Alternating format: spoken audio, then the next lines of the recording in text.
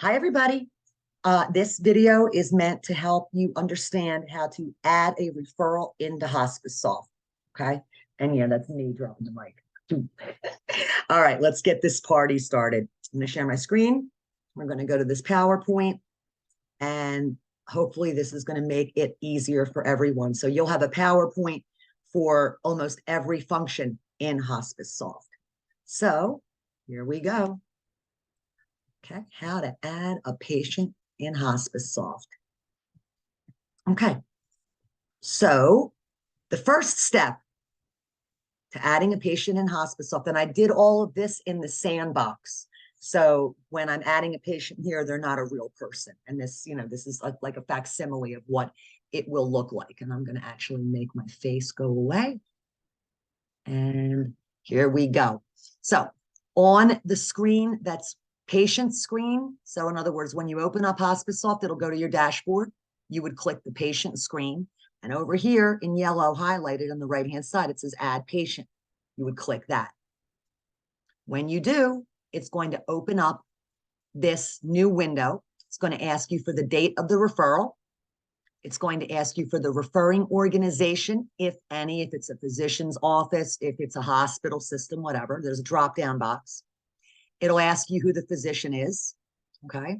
And this is with the premise that the physician is already in our system. If it's not, that's another video, so we'll get to that later. Anyway, I put in as the referrer the window which.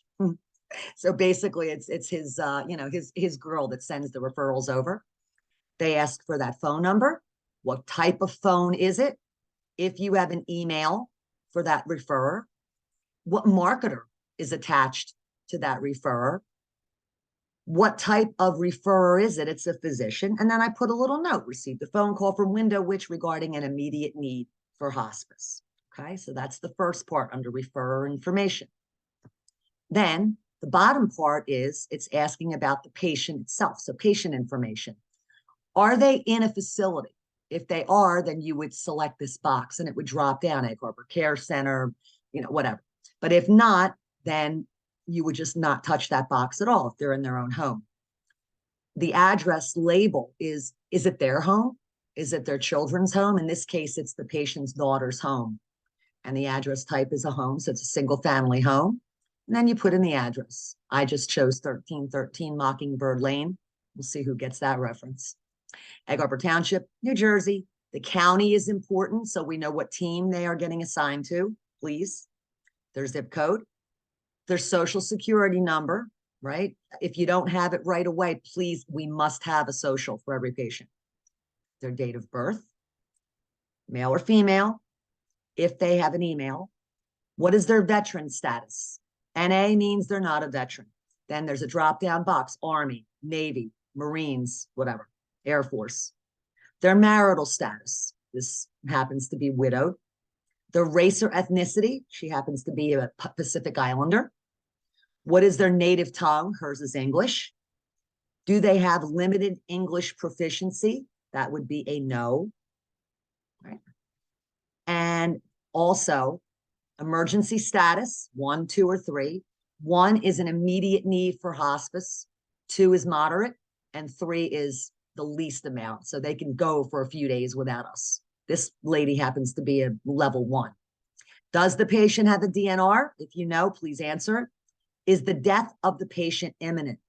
Yes or no? If you know, you can answer it. If you don't know, it's okay. The visit frequency start day will populate for you. Our visit week is Sunday to Saturday, so that will automatically populate for you. And so once you've got this filled in, you would go down to the bottom and create patient record. Okay? And when you do that, it will take you to the patient space sheet. So here you have the patient, right? And you'll see that there are some things missing, but we have her name. We have whether or not she's a DNR, imminent death, yes or no, sex, her date of birth. It will assign her a medical record number, phone number, her age, her address, along with the address label. You see, I've got a few things highlighted here. Service period is going to need to be fixed, and status and diagnoses. But you can't do that yet until you go through the admission process, which I'm going to show you in the next video, as well as level of care and adding relationships. And those are things that we're going to go over in the next video. And when a referral comes in, it is important that the referral gets put into HospiceSoft immediately. Any documentation that was received needs to get scanned into the patient's chart under the red tab that is labs and supporting documentation. And there needs to be an order from a physician to admit a patient. And then whoever's job it is in the office to be doing the insurance check, they will do their thing. Okay. So the process of putting a patient in is actually pretty darn easy. That's all there is to it. Those are the steps. Okay. If you have any questions about anything related to HospiceSoft, please let me know. And that is the end of this. Okay. And I'm going to send this PowerPoint out to everyone as well. So until the next video, which is the admission process, that's going to be a little bit longer. All right. See you later, guys.